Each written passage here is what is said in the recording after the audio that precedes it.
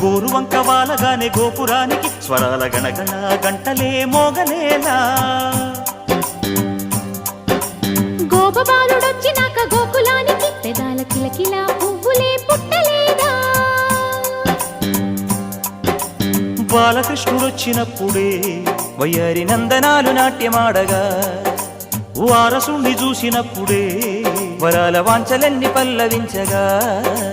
నందుడింట